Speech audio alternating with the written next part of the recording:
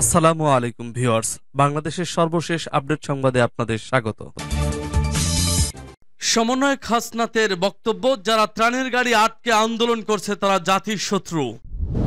এরপর জানিয়ে দেব কুমিল্লায় এবার ডুবছে ব্রাহ্মণপাড়া উপজেলা।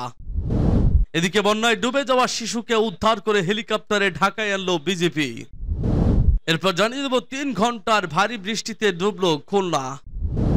সর্বশেষ জানিয়ে দেব চাকরি জাতীয়করণের দাবিতে আনসাররা রাস্তায়। শুনছিলেন সংবাদ শিরোনাম, এখন বিস্তারিত। তবে তার আগে অনুরোধ থাকবে ভিডিওটিতে একটি লাইক এবং কমেন্টস করে জানিয়ে দিন আজকের এই ভিডিও সম্পর্কে আপনার মূল্যবান মতামত। আর অবশ্যই এই ভিডিওটি আপনার ফেসবুক সোশ্যাল মিডিয়ায় শেয়ার দিয়ে ছড়িয়ে দিন আর জানিয়ে দিন আপনি কোন জেলা থেকে বা কোথা থেকে আমাদের সংবাদ শুনছেন এবং দেখছেন। সমন্বয়ক হাসনাত, যারা ত্রাণের গাড়ি আটকে আন্দোলন করছে তারা জাতির শত্রু। যারা রাস্তায় ত্রাণের গাড়ি আটকে আন্দোলন করছে তাদেরকে জাতির শত্রু হিসেবে উল্লেখ করেছেন বৈষম্য বিরোধী ছাত্র আন্দোলনের সমন্বয়ক হাসনাত আব্দুল্লাহ। রোববার দুপুরে নিজের ফেসবুক আইডিতে এক স্ট্যাটাসে তিনি একথা জানান। ফেসবুক স্ট্যাটাসে হাসনাত লেখেন, এই সংকটের সুযোগ নিয়ে সরকারকে চেপে ধরায় যারা দাবি আদায়ের জন্য আজকে রাস্তায় ত্রাণের গাড়ি আটকে আন্দোলন করছেন তারা জাতির শত্রু। বিগত বেশ কয়েকদিন ধরে বিভিন্ন দাবি নিয়ে সোচ্চার হয়েছেন অনেক সরকারি আধা সরকারি চুক্তিভিত্তিক প্রতিষ্ঠানে নিয়োজিত কর্মীরা। বিভিন্ন সময় তারা দাবি আদায়ে অবস্থান কর্মসূচি পালন করছেন। কুমিল্লায় এবার ডুবছে ব্রাহ্মণপাড়া উপজেলা। ভয়াবহ বন্যার পানিতে নতুন করে ডুবে গেছে কুমিল্লার আরো একটি উপজেলা। গোমতী নদী ও ঘুঙ্গুর নদীর বাঁধ ভেঙে ব্রাহ্মণপাড়া উপজেলার অন্তত 30টি গ্রাম ডুবে গেছে। হঠাৎ করে প্রবল বেগে পানি ঢুকে পড়ায় মানুষ বাড়িঘর ছাড়তে পারেনি। এতে পানিতে আটকা পড়েছে নারী, শিশু সহ প্রায় 50,000 মানুষ। শনিবার সন্ধ্যার পর থেকে রোববার সকাল পর্যন্ত গ্রামগুলো ডুবে যায়। স্থানীয়দের সঙ্গে কথা বলে জানা যায়, গত 22 আগস্ট রাতে গোমতীর বুড়িচং উপজেলার বুরবুড়িয়া এলাকায় গোমতীর বাঁধ ভেঙে লোকালয়ে পানি প্রবেশ করে। এতে রাতের মধ্যেই প্লাবিত হয় বুড়িচং উপজেলা। সকাল থেকে পার্শ্ববর্তী উপজেলায় বন্যার পানি গড়াতে থাকে। 23 আগস্ট ভেঙে যায় ব্রাহ্মণপাড়া উপজেলা দিয়ে বয়ে যাওয়া ভারতের ত্রিপুরা থেকে উৎপত্তি হওয়া ঘুঙ্গুর নদীর বাঁধ। এতে উপজেলায় পানি ঢুকতে থাকে। শনিবার সন্ধ্যার পর থেকে প্রবল বেগে পানি ঢুকে উপজেলার 4 ইউনিয়নের মালাপাড়া, সায়দাবাদ, শশীদল, নাইঘর, নোয়াপাড়া, কল্পবাস, ধান্যদল, ডগরাপাড়া, ব্রাহ্মণপাড়া সদর, নাগাইশ, বড় দর্শিয়া এবং চান্দলার গ্রাম সহ অন্তত 30টি গ্রাম প্লাবিত হয়, পানি ঢুকে পড়ে মানুষের বাড়ি ঘরে। এতে ওই উপজেলায় প্রায় 50,000 মানুষ পানিবন্দী হয়ে পড়ে। এ বিষয়ে ব্রাহ্মণপাড়া উপজেলা নির্বাহী কর্মকর্তা SM আজহারুল ইসলাম জাগো নিউজকে বলেন, শনিবার সকাল থেকে কিছু কিছু এলাকায়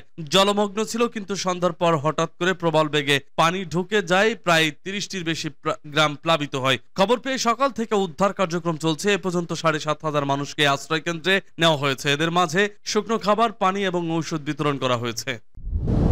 বন্যায় ডুবে যাওয়া শিশুকে উদ্ধার করে হেলিকপ্টারে ঢাকায় আনলো বিজেপি। বন্যা দুর্গত ফেনীর পরশুরামে ত্রাণ সামগ্রী পৌঁছাতে গিয়ে বন্যার পানিতে ডুবে যাওয়া মুমূর্ষ শিশুকে উদ্ধার করে ঢাকায় নিয়ে আসলো বিজেপির হেলিকপ্টার। শনিবার সন্ধ্যায় ফেনীর পরশুরাম পাইলট উচ্চ বিদ্যালয় আশ্রয় কেন্দ্রে বন্যা দুর্গত অসহায় বানবাসী মানুষদের কাছে ত্রাণ সামগ্রী পৌঁছে দেওয়ার জন্য বিজেপি হেলিমিশন পরিচালিত হয়। এ সময় বিজেপির এয়ার উইং এর উপমহাপরিচালক কর্নেল মোহাম্মদ মইনুল ইসলামের কাছে খবর আসে, পার্শ্ববর্তী অন্তপুর গ্রামের প্রবাসী কাজী নুরুল আমিনের 1.5 বছর বয়সী শিশু নাজমুল বন্যার পানিতে তলিয়ে গেছে। পরিবারের লোকেরা অনেক খোঁজাখুঁজির পরে তাকে মুমূর্ষ অবস্থায় উদ্ধার করে। এমন পরিস্থিতিতে বিজিবি এয়ার উইং এর মহাপরিচালক তাৎক্ষণিকভাবে তার পরিবারের লোকজন সহ হেলিকপ্টারে ঘরে ঢাকার তেজগাঁও পুরাতন বিমানবন্দরে নিয়ে আসে। অতঃপর বাংলাদেশ সেনাবাহিনীর অ্যাম্বুলেন্স যোগে মুমূর্ষ শিশুটিকে ঢাকার সম্মিলিত সামরিক হাসপাতাল এ নিয়ে যাওয়া হয়। বর্তমানে শিশুটির অবস্থা আশঙ্কামুক্ত। উল্লেখ্য, বিজেপির হেলিকপ্টার যোগে 2টি হেলিমিশনের মাধ্যমে বাংলাদেশ সেনাবাহিনীর 2000 কেজি ত্রাণ সামগ্রী ফেনীর পরশুরাম পাইলট উচ্চ বিদ্যালয়, ফুলগাজী পাইলট উচ্চ বিদ্যালয় ও কুমিল্লার 14 গ্রামের হিঙ্গুলা হাসানিয়া উচ্চ বিদ্যালয় আশ্রয় কেন্দ্রে পৌঁছে দেওয়া হয়। 3 ঘন্টার ভারী বৃষ্টিতে ডুবল খুলনা। 3 ঘন্টার ভারী বৃষ্টিতে খুলনা নগরীর অধিকাংশ সড়ক ও বিভিন্ন এলাকায় বাড়িঘর পানিতে তলিয়ে গেছে। সড়কের পাশে ব্যবসা প্রতিষ্ঠানে পানি ঢুকেছে। নিম্ন অঞ্চলে দেখা দিয়েছে জলাবদ্ধতা। এতে দুর্ভোগে পড়েছেন নিম্নবিত্ত ও খেটে খাওয়া মানুষ। খুলনা আবহাওয়া অফিসের সিনিয়র কর্মকর্তা আমিরুল আজাদ বলেন, আজ রবিবার ভোর 6টা থেকে সকাল 9টা পর্যন্ত 3 ঘন্টায় 52 মিলিমিটার বৃষ্টিপাত হয়। এর আগে শনিবার ভোর 6টা থেকে আজ রবিবার ভোর 6টা পর্যন্ত আরো 30 মিলিমিটার বৃষ্টি হয়।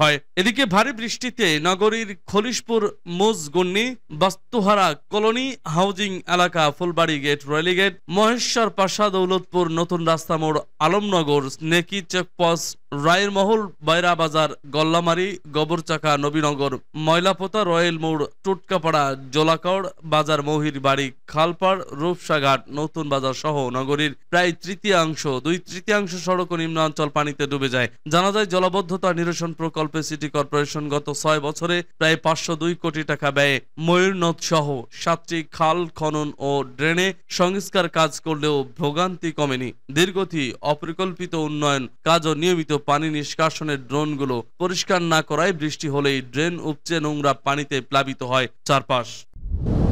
চাকরির জাতীয়করণের দাবিতে আনসাররা রাস্তায়। চাকরির জাতীয়করণের দাবিতে টানা ৪র্থ দিনের মতো রাস্তায় নেমেছেন আনসার সদস্যরা। জাতীয় প্রেস ক্লাবের সামনে তাদের সমাবেশের কারণে তোপখানা রোড থেকে পররাষ্ট্র মন্ত্রণালয় পর্যন্ত সড়ক বন্ধ করে দিয়েছে পুলিশ। রবিবার সকাল ৮টার দিকে কয়েক হাজার আনসার সদস্য জাতীয় প্রেস ক্লাবের সামনে সড়কে অবস্থান নিয়ে সমাবেশ শুরু করেন। সমাবেশে আনসার কমান্ডার শাহাবুদ্দিন বলেন, আমাদের দাবি একটাই, এক দফা, সেটা হলো আনসার চাকরির জাতীয়করণ। আমাদের এই ন্যায্য দাবি বিগত সরকার মানেনি। আমরা অন্তর্বর্তীকালীন সরকারের কাছে এই দাবি নিয়ে আন্দোলনে নেমেছি। আনসার সদস্যরা তাদের পোশাক পরেই এই কর্মসূচিতে অংশ নিচ্ছেন। তাদের হাতে জাতীয় পতাকাও আছে। চাকরির জাতীয়করণের দাবিতে বৃহস্পতিবার মধ্যরাতে ঢাকার শাহবাগ মোড় অবরোধ করে বিক্ষোভ জানানোর পর প্রতিদিনই বিভিন্ন স্থানে রাস্তায় নামছেন আন্দোলনরত আনসার সদস্যরা। রবিবারও বিভিন্ন প্রতিষ্ঠানে দায়িত্বরত আনসার সদস্যরা কাজ বন্ধ রেখে এসেছেন কর্মসূচিতে যোগ দিতে। এদিকে আনসারদের কর্মসূচির কারণে যে সাধারণ যাত্রীরা পড়েছেন চরম ভোগান্তিতে। পুরানা পল্টন, বিজয়নগর, গুলিস্তান, সেগুনবাগিচা সহ আশেপাশের সড়ক ও গলিতে ব্যাপক যানজটের সৃষ্টি হয়েছে।